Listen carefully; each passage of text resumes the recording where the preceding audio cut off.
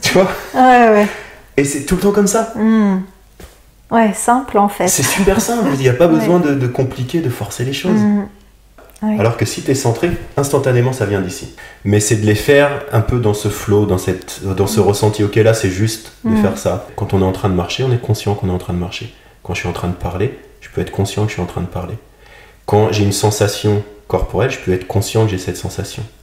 Quand j'inspire, je peux être conscient que j'inspire. Tu vois, j'ai conscience de mes sensations grâce à la méditation, je me sens, hop, là je me rouvre. Instantanément, ça change ton état émotionnel. C'est-à-dire qu'on n'est plus en réaction, on n'est plus attaché à c'est bien, c'est mal, je veux que ce soit comme ça ou j'aime pas que ce soit comme ça. D'accord? Mais on est, ok, c'est comme ça. Et j'arrête de me battre avec. Ça veut pas dire que je fais rien, je peux répondre. Mais à l'instant T, je suis pas dans cet attachement à vouloir que ce soit différent. Aujourd'hui, c'est comme ça, il pleut. Oui. Combien de fois on se bat avec j'aimerais qu'il pleuve pas. Et de la même chose avec nos pensées. Oui. Ok, là aujourd'hui c'est comme ça, c'est là où j'en suis. De la place de l'observateur et non pas de la place de la personne qui réagit et qui s'identifie à ça. Donc hop, on prend du recul. C'est ce qui nous permet dans notre vie de voir les choses clairement. On prend du recul avec ce qui se passe. C'est pour ça quand on part en vacances où j'ai besoin d'une pause, d'aller marcher dans la nature, j'ai besoin de prendre du recul. On le fait de manière symbolique différemment. La méditation, c'est je prends du recul sur cette pensée, cette situation, cette émotion et je la regarde clairement. Ok, maintenant je peux prendre l'action juste qui est appropriée par rapport à cette situation. Quelles sont les petites choses de base à mettre au quotidien? Alors la méditation, pour toi, c'est quoi méditer? Parce qu'on dit on peut méditer en marchant, on peut méditer en posture. Pour toi, quelle est, dans le quotidien, les petites choses qui sont accessibles à tout le monde?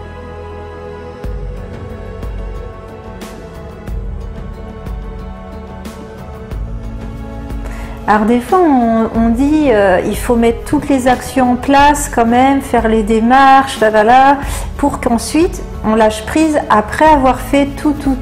Mais des fois non en fait. Il n'y a même pas besoin de faire et ensuite de lâcher prise. Des fois il y a juste à vivre et aller vers ses élans et ça vient tout seul. C'est un juste milieu à trouver. On vit dans une société qui est quand même très structurée, très cadrée, donc il y a des choses effectivement qui sont nécessaires d'être faites. Mais c'est de les faire un peu dans ce flow, dans ce ressenti. Ok, là c'est juste de faire ça. Mais effectivement, c'est un juste milieu qui est toujours en mouvement. Tu vois, on parlait de ce mouvement constant. C'est un peu ce yin et ce yang. Il y a des moments où on a besoin d'être dans l'intériorité, de se recentrer, de vraiment voir ce qui est juste pour nous. Il y a des moments où on va le mettre en place. Et il y a besoin aussi, comme tu disais, des actions. C'est l'action quand, par exemple, l'exemple du café, c'est j'ai dit, on cherche du travail. Tu vois. Donc il y a un juste milieu, à un moment donné, quelle est l'action appropriée, quelle est la parole appropriée. Et quand tu es centré, et je pense que pour moi la méditation est vraiment cette clé, c'est que ça te permet d'être centré. Et d'ailleurs, il y a sur le chemin qui mène à la libération différentes étapes, et certaines de ces étapes, c'est d'avoir la parole juste et l'action juste. Et le plus tu es centré en toi, le plus tu sens que tu es dans cet équilibre, le plus l'action juste se fait d'elle-même. C'est un peu dans le Tao, c'est un peu ça. Ils appellent ça Wu Wei. Oui, tu le connais? non-agir. L'agir dans le non-agir. C'est vraiment un truc où ça se fait, mais ça se fait tout seul, mais en même temps, c'est toi qui fais l'action. Mais et ça, c'est un truc qui s'apprend sur une vie. Mais d'être dans cette dynamique, c'est vraiment comme ça que l'univers fonctionne. Tu vois, un animal, comme je disais tout à l'heure, un écureuil, il réfléchit pas que c'est l'hiver qu'il doit aller emmagasiner des noisettes, mais il le fait. Tu vois, il n'y a pas hop, il va chercher des trucs, il emmagasine. Et c'est un peu ça qu'on a perdu, d'être déconnecté avec la nature, c'est d'être dans ce flot de choses.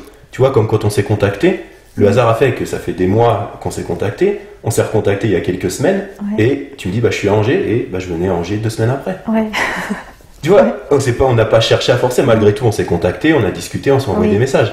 Mais, naturellement, la chose s'est faite, comme ça. C'est dingue, Alors tu disais le agir dans le non-agir, ça s'apprend, mais je dirais qu'en même temps ça s'apprend pas, parce que si on le veut, on bloque, la volonté va bloquer. C'est peut-être plus à l'expérimenter des fois par hasard qu'on se dit ah oui d'accord, j'étais juste sereine, j'étais juste dans mon élan, j'ai agi, mais sans du tout d'en vouloir agir, d'en vouloir quelque chose, d'en forcer quelque chose. Et là, c'est là que tout vient. Donc, c'est ça. Il y a, encore une fois, c'est toujours une notion de juste milieu. Il y a par exemple dans le Tao, les maîtres qui enseignent leurs élèves de se battre à l'épée, ça c'est la tradition japonaise à l'époque, leur apprennent à être prêts à recevoir un coup, mais sans être prêts physiquement. C'est-à-dire que si, je prends l'exemple, tu as une épée, et que tu sais que quelqu'un va te frapper et que tu vas devoir te défendre, tu vas être dans cet état de stress et de concentration et de tension pour répondre. Oui. Et ce que les maîtres leur apprennent, c'est, tu sais que ça va arriver, mais tu es dans un état complet de relaxation et de détente, et tu vas pouvoir réagir instantanément parce que tu es dans cet état de détente et de relaxation, et que tu n'es pas dans un stress à attendre d'où est-ce que ça vient. Ouais. Si ton attention, elle est en train d'essayer de savoir d'où les choses viennent, et qu'en fait, elle n'est pas centrée, si elle est là et que la chose vient de là, tu perds le mouvement de là à là. Ouais. Alors que si tu es centré, instantanément, ça vient d'ici. Ouais. Et donc, c'est pour ça que c'est un entraînement, c'est dans notre vie de tous les jours. Comment est-ce qu'on applique ça, d'en être conscient, de voir à quel moment on peut l'appliquer, et en même temps de le laisser faire dans notre vie, d'en faire l'expérience, comme tu disais, où tu sais, ah oui, là j'ai fait ça, ça a fonctionné, je me suis senti, la vie a été dans ce flow. Et toujours. Et c'est ça qui est difficile, c'est qu'on est dans ce constant flow, dans ce mouvement constant. Ouais. Là, c'est déjà, on va dire, c'est pas les bases de ce qu'on est en train d'évoquer. C'est peut-être déjà un peu très subtil et inconcret pour certaines personnes. Et en même temps, c'est ce qui fonctionne peut-être le mieux. Et quels sont pour toi les outils qui peuvent se rapprocher de ça, mais pour des personnes qui n'ont aucune notion pour l'instant? Quelles sont les petites choses de base à mettre au quotidien? Alors la méditation, pour toi, c'est quoi méditer? Parce qu'on dit on peut méditer en marchant, on peut méditer en posture. Pour toi, quelle est, voilà, dans le quotidien, les petites choses qui sont accessibles à tout le monde? C'est génial que tu dis ça et que tu me permettes de revenir à des choses un peu plus concrètes. L'un des outils que j'ai découvert en méditation, qui pour moi a été le plus concret pour l'amener dans notre vie de tous les jours, c'est de noter mentalement tout ce qui se passe. Par exemple, là tout de suite, tu peux être consciente de la sensation de ton dos sur le canapé. Et tu es en méditation, tu es dans l'instant présent, tu es dans la réalité de l'instant, c'est la sensation de ton corps sur le canapé. Tu peux être consciente de ce que tu entends quand tu entends ma voix. Il y a une conscience, ton attention va vers ça, et tu es en méditation, ton attention complète est dans l'écoute de ce qui se passe. Donc dans notre vie de tous les jours, pour développer ça, pour être dans cet état qu'on appelle l'instant présent, et donc qui nous permet d'être dans ce flow aussi, eh bien, c'est de revenir à chaque petite chose que l'on fait. Quand on est en train de marcher, on est conscient qu'on est en train de marcher. Quand je suis en train de parler, je peux être conscient que je suis en train de parler. Quand j'ai une sensation corporelle, je peux être conscient que j'ai cette sensation. Quand j'inspire, je peux être conscient que j'inspire. Et quand tu fais ça, eh bien, ça te permet d'être dans ce flow. Pourquoi? Parce que, par exemple, si tu es conscient d'une sensation physique et une espèce de tension, tu vas pouvoir la relâcher consciemment. Et donc de ne plus être dans un sentiment de frustration, de tension, de peur ou autre, mais de laisser les choses se faire. Tu te reconnectes avec ta nature véritable, avec l'instant. Et donc, cette notion de méditation, c'est pas tant, même si c'est important de s'asseoir et d'aller voir ce qui se passe dans notre esprit, mais c'est de nous entraîner à développer notre conscience de chaque instant, de chaque moment. Et on peut le faire, il y a toujours quelque chose. On a 5 sens. Donc on peut, là on pourrait le faire, aller sur nos 5 sens et voir qu'est-ce qui se passe pour ces 5 sens. Et on a le 6e sens qui est l'esprit, où on pense à certaines choses, on a des images qui viennent dans notre esprit, on a un dialogue interne. Et donc on peut être conscient à chaque instant de toutes ces choses-là. Et donc, quand on fait ça, eh bien, il n'y a plus l'influence négative, entre guillemets, de notre esprit qui a tendance à aller dans le passé ou dans le futur, où il n'y a pas de réalité. C'est pour ça qu'on dit d'être dans l'instant, c'est parce que c'est plus la réalité. Par contre, ce qui est la réalité, c'est ce qui se passe maintenant. Et donc, quand tu es conscient de tout ce qui se passe, tu vois clairement qu'il y a une pensée, tu n'y réagis pas, mais tu peux répondre à cette pensée. Tu vois que, par exemple, il y a beaucoup de gens qui me disent, je sais pas, il y a des moments, des jours, je me sens triste, je me sens déprimé. Une des raisons qui fait qu'on est dans certains états émotionnels, c'est parce qu'on a un discours interne, qu'on porte notre attention sur certaines choses, donc des images, des pensées par rapport à une situation, soit dans le futur qui nous stresse, qui crée de la peur, soit dans le passé qui nous a rendu triste ou qui est autre. Et donc, il y a une réaction physique. Le corps se ferme, etc. Si je te dis, si je suis comme ça, est-ce que je me sens triste ou déprimé, ou est-ce que je me sens triste et déprimé quand je me mets comme ça? Donc quand on a conscience que notre posture est dans une certaine position, tu vois, j'ai conscience de mes sensations dans sa méditation, je me sens, hop, là je me rouvre. Instantanément, ça change ton état émotionnel. Tiens, j'ai conscience que là je suis en train de me rappeler de ce truc qui me rend triste et que c'est en train de constamment tourner. Ah, ok, je reviens à l'instant présent. Et donc quand on fait ça, notre état émotionnel est toujours dans cet état de sérénité. Ouais. Et ça, on peut tous le faire, on n'a pas besoin d'avoir fait des années de méditation. Instantanément, je te dis, prends conscience du contact de tes mains. Instantanément, tu es consciente du contact de tes mains. Et tu es en méditation, tu es dans l'instant présent. Oui, c'est... Alors, tu as dit on porte notre attention sur nos pensées.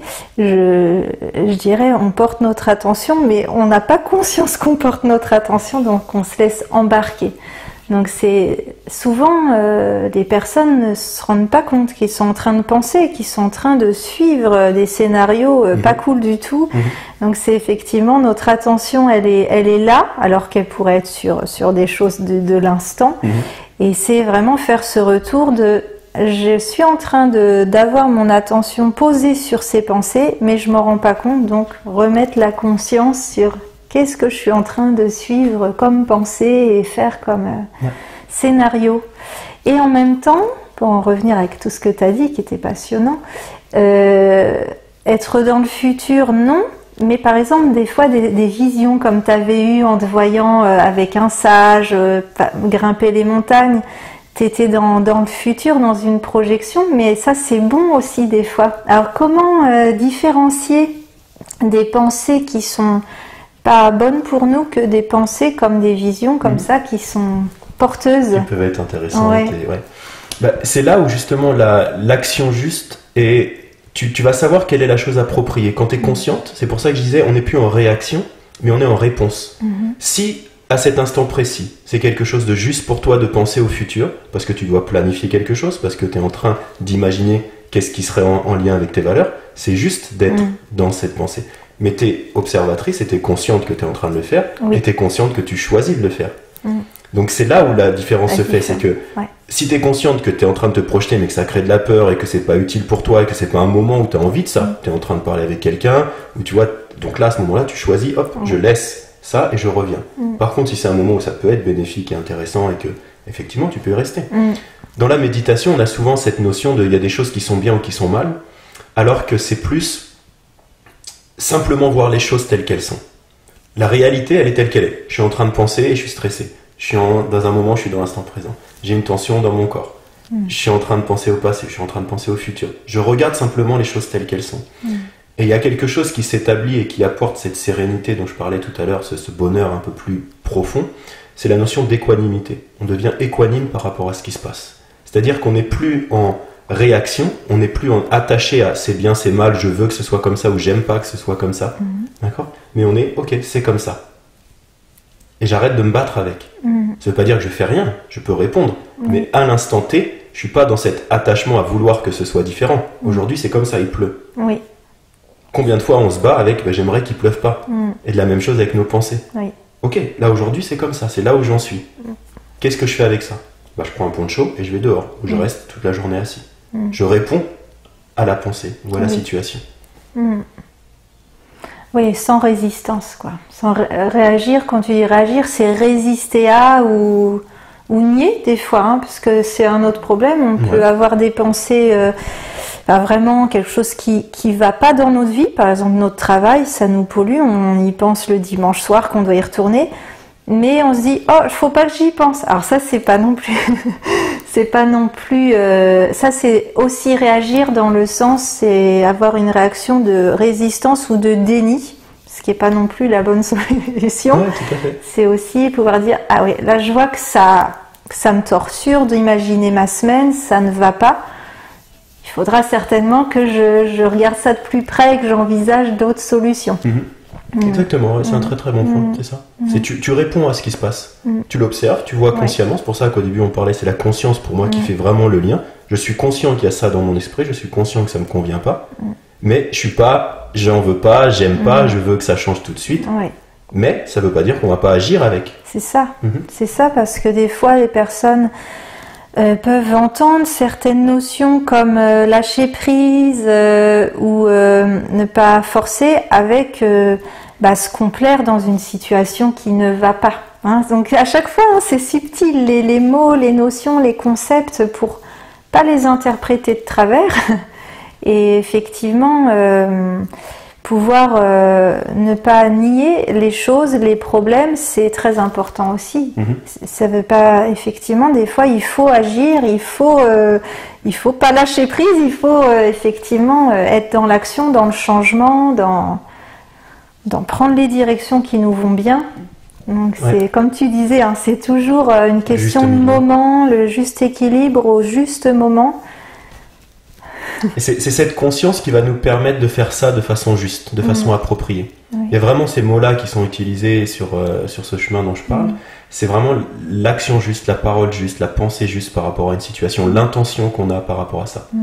Et on peut avoir cette pensée, cette action, cette intention juste que quand on voit les choses clairement d'une place d'observateur. Et c'est là où on revient sur le travail de thérapeute, c'est que le thérapeute permet ça, permet d'être le miroir qui est neutre et qui reflète ce qui se passe et qui permet à la personne de voir les choses consciemment. D'être ce miroir qui reflète les choses. Et la méditation, c'est pour ça que je dis que ça peut être suffisant, parce que ça nous permet ça nous permet de se positionner, non plus c'est ma pensée, c'est mon émotion, etc. C'est ok, il y a une pensée particulière, qu'est-ce que j'en fais? De la place de l'observateur et non pas de la place de la personne qui réagit et qui s'identifie à ça. Donc hop, on prend du recul, c'est ce qui nous permet dans notre vie de voir les choses clairement. Je prends du recul avec ce qui se passe. Pour ça, quand on part en vacances, où j'ai besoin d'une pause, d'aller marcher dans la nature, j'ai besoin de prendre du recul. On le fait de manière symbolique, différemment. La méditation, c'est je prends du recul sur cette pensée, cette situation, cette émotion, et je la regarde clairement. Ok, maintenant je peux prendre l'action juste qui est appropriée par rapport à cette situation. Ouais, c'est inspirant. Hein.